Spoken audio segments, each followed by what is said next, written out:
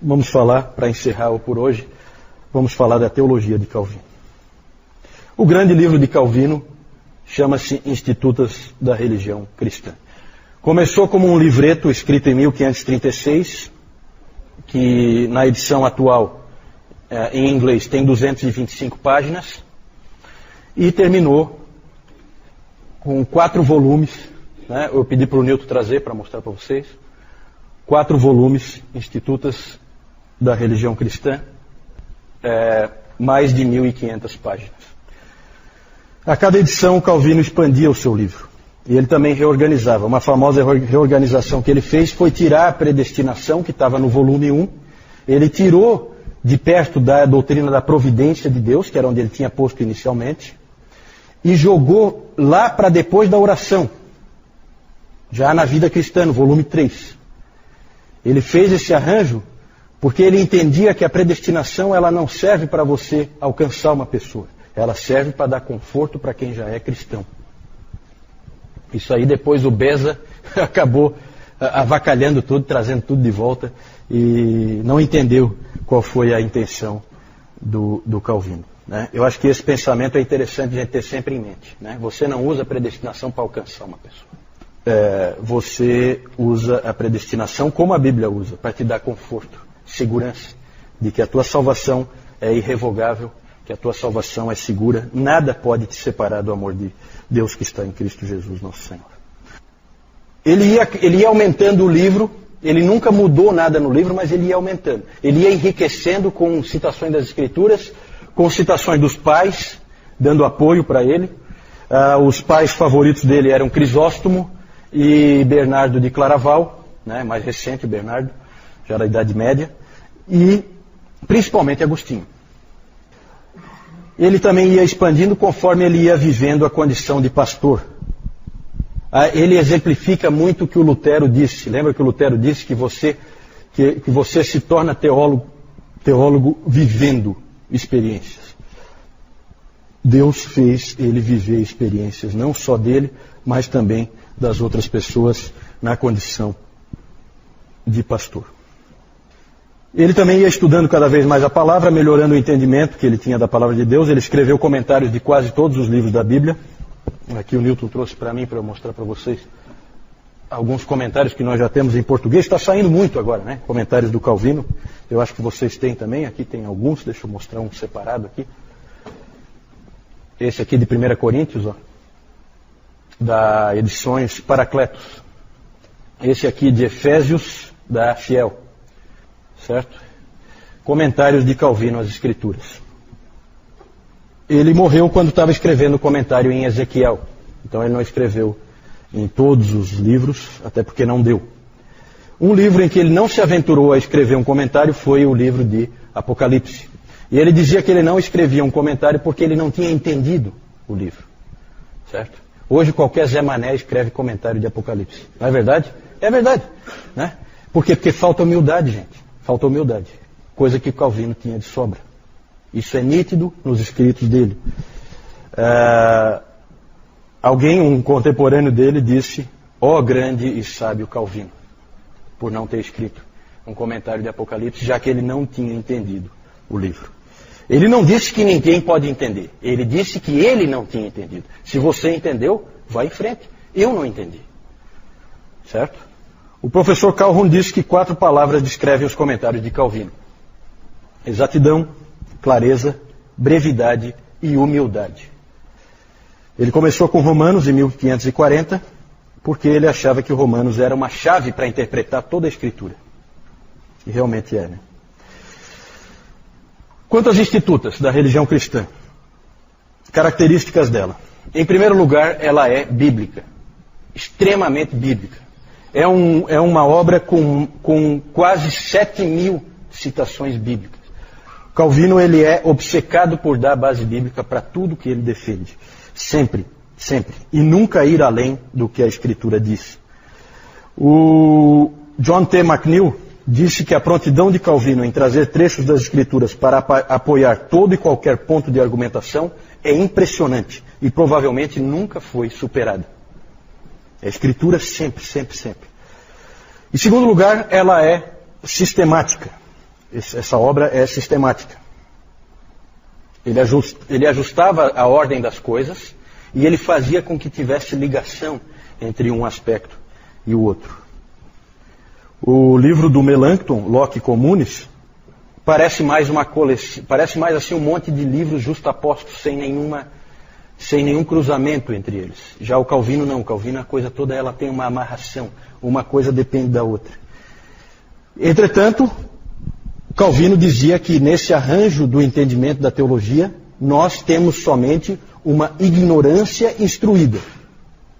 Então, a gente tem muito estudo, o que nos faz sermos ignorantes. Era assim que ele via, certo? Quando você termina de ler as Institutas, você termina como alguém muito instruído, mas totalmente ignorante. E aí ele diz que nós só podemos ir até onde a Escritura vai. Ele sempre usava a figura de que quando você tenta ir além das Escrituras, você cai num labirinto. Ele usava a palavra francesa, que eu acho que é bem parecida, para labirinto. Se você for além das Escrituras, você cai num labirinto. Não caia no labirinto. Fique sempre até onde as Escrituras vão. E ele fez exatamente isso na doutrina da eleição, pela qual ele é muito conhecido. Certo? Ele pegou a eleição, como está na palavra, e levou até onde dá para ir. E aí ele parou. Aí ele pegou a responsabilidade humana e levou até onde dá para ir. E aí ele parou. Ele não criou um sistema lógico em que ele consegue juntar essas duas coisas. Muitas pessoas acham que ele fez isso. Ele nunca fez isso. Por causa da humildade dele que ele tem diante de Deus e diante da palavra de Deus. O que ele fazia era o seguinte: ele leva as duas até onde a Escritura vai, e aí ele cai aos pés de Deus em adoração, como Paulo fez em Romanos 11, 33 a 36. Ó a profundidade da riqueza e da sabedoria e do conhecimento de Deus. É mais ou menos a mesma atitude. E aí a gente entra exatamente nesse próximo aspecto das Institutas, que elas são devocionais. Certo? Sempre há um elemento de adoração nelas. Parece estranho, mas o Warfield disse que não é a mente, mas o coração que Calvino tenta atingir primariamente com a sua teologia. Na primeira edição das Institutas, o subtítulo era Institutos da Religião Cristã, subtítulo: O sumário da piedade e do que quer que seja necessário saber quanto à doutrina da salvação. Então, o Tomás de Aquino tinha escrito a Summa Theologiae, sumário da teologia, do conhecimento de Deus. O Calvino escreveu a Summa Pietatis, o sumário da piedade. Certo? É diferente, a abordagem é diferente. O Calvino dizia que se as Escrituras te permitissem ir além do que ele foi, então vá. Só não vá se as Escrituras não te permitem ir. Quanta gente precisa ouvir essas coisas, hein, gente? Ele foi o mais longe que ele conseguiu ir. Mas é impressionante como em alguns pontos ele para e adora. Quando ele estava, no capítulo 5 do livro 1, quando ele estava tratando da doutrina da Trindade, ele diz assim: é uma doutrina feita mais para que adoremos do que para que investiguemos meticulosamente. Quando ele escreveu sobre a doutrina da eleição, ele diz assim, no final: Deus quis que nós reverenciássemos, mas não que nós entendêssemos, para que também através disso ele nos enchesse de assombro. Então vejam bem, gente, tem muita gente por aí que diz: não, calvinismo é o fatalismo, nem o cara... Não. Calvinismo é Escrituras. Ninguém disse que nós tínhamos entendido. Calvino nunca disse que... Ela acabou de dizer. Deus quis que nós reverenciássemos, mas não que entendêssemos. Por quê? Porque Deus quer de nós adoração. Adoração. Por fim, as Institutas são práticas. Nada é mais marcante no trabalho do Calvino do que o fato de que ali você vê a síntese de um indivíduo que é um exegeta, um teólogo sistemático, um pastor e um pregador. Tudo junto, numa única pessoa. Ele não queria ser isso, mas Deus queria que ele fosse. Deus queria que ele fosse. Que ele fosse essas quatro coisas numa única pessoa, para que ele pudesse fazer o que ele fez, porque esse indivíduo vai irradiar o protestantismo para muitos outros lugares. certo? Muito mais do que o Lutero. O Lutero é fundamental porque o Lutero abriu a porta. Só que o Calvino é o organizador daquele bando, transformando num exército, certo? E a maioria das igrejas protestantes descendem indiretamente de Genebra, porque todo mundo foi aprender lá para depois aplicar nos seus respectivos países, certo? O Dr. Calhoun diz que se o Calvino tivesse seguido o seu caminho para Estrasburgo e tivesse se isolado numa torre de marfim, se tornando um acadêmico, ele também teria escrito as Institutas da Religião Cristã. Mas seria um outro livro, um livro diferente, certo? E o que nós temos é muito melhor. Muito melhor. Porque é um livro escrito por um indivíduo que foi forçado por Deus a viver a vida, apesar de ser um grande intelectual. A T.H.L. Parker disse: as Institutas de Calvino não foram escritas numa torre de marfim, mas no meio de agruras com crianças e de choro de bebês. Porque a casa onde Calvino morava tinha uma série de parentes que moravam com ele, todos com crianças pequenas. Então ele estudava com choro de criança, com todo tipo. As mulheres, inclusive, têm esses episódios, né, que as mulheres tratavam de todo jeito de isolar um pouco as crianças para defender o Calvino e ele conseguir se concentrar um pouco melhor lá onde ele estava estudando e escrevendo, né? O Calvino, para mim, minha avaliação, ele é muito parecido com o apóstolo Paulo, né? Toda a atitude dele, tudo que ele faz, a maneira como ele age, a maneira como ele escreve, acho que lembra muito. Só para encerrar, eu coloquei aí por último a questão da adaptação. O Calvino diz várias vezes que a Bíblia, esse livro, é Deus falando em linguagem infantil. É um pai que fala para os filhos em linguagem para criança. Ele usa parábolas. Hoje de manhã o Newton usou a figura do oleiro, né? Ele se colocou como um oleiro. Para quê? Para a criancinha dele entender, nós. Né? Porque vocês são pequenos, vocês não entendem nada. Eu preciso, como um pai, explicar para vocês. Essa é a atitude de Deus, era isso que Calvino dizia. Então o Calvino falava muito da acomodação, da adaptação das Escrituras a nós. É um livro escrito para seres humanos. É um livro escrito para que a gente consiga entender e adorar, né? Mas ele não vai revelar tudo.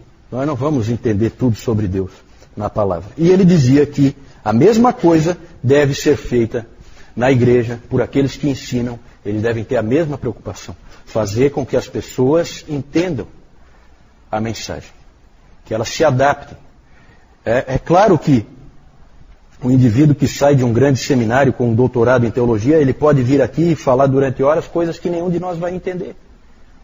Mas para que serve isso? Além de uma exibição gratuita de capacidade, ou sei lá, né? Não é esse o propósito de Deus. O propósito de Deus é que a palavra chegue a todas as pessoas. Então, nas Institutas, há também essa adaptação. Infelizmente, as traduções são muito complicadas. Porque os tradutores, eles gostam de complicar, não sei porquê. Né? Existem algumas escolas assim de tradução que gostam de falar bonito e tal. E o Newton estava comentando isso comigo hoje de manhã, que é muito difícil pegar essa edição das Institutos, que está em português, e entender alguma coisa. Né? O próprio Dr. Calhoun, ele fala para os alunos dele, peguem nessa tradução aqui. Ele diz qual é, a tradução em inglês. Né? Porque as outras não dá para entender nada. Certo? Porque o tradutor resolveu, né? Sabe, quando tenta rebuscar de graça, né? Contra o espírito do Calvino. O espírito do Calvino nunca foi esse. Tá certo? Mas é um grande homem de Deus. Nós vamos ver depois, no domingo que vem, nós vamos ver como ele influenciou todo o protestantismo. Oi? Ele escreveu em latim e ele mesmo traduziu para o francês. Eles escreviam, todos esses intelectuais escreviam em latim. O próprio Lutero, né? Como é que ele lia Lutero? Ele lia Lutero em alemão? Claro que não. Ele lia Lutero em latim. Latim era a língua universal, então eles escreviam em latim. Só que o Calvino fazia questão de sempre, ele mesmo traduzia para o francês, né? Para colocar na mão do povo dele e dos franceses também, dos huguenotes franceses. Né? Ok, gente, mais alguma dúvida? Senão nós vamos encerrar aqui com o Calvino. Oi? 59 não, né? Os 500 anos. 500 anos, isso, porque ele nasceu em 1509, né? Isso. Essas homenagens são interessantes, né? Mas eu tenho certeza que o Calvino ia odiar. Mas o povo gosta, né, de homenagear e tudo, né? Mas é interessante realmente, vai ser 500 anos. Lá quando foi, acho que foi quando teve os 450 anos que foi feito aquele grande monumento que tem lá. Eu vou mostrar, eu estava esquecendo de mostrar as figurinhas, só mais uns minutinhos aí para a gente mostrar as figurinhas. Eu só quero mostrar rapidinho aqui então para a gente encerrar. Aqui o Calvino, aqui o Farrell colocando aquela prensa no Calvino, né? Amaldiçoando a tranquilidade dele. Aqui os dois sendo expulsos de Genebra, certo? Pelo povo de Genebra. Então os dois saem da cidade. Aqui aquele monumento que tem lá em Genebra, né?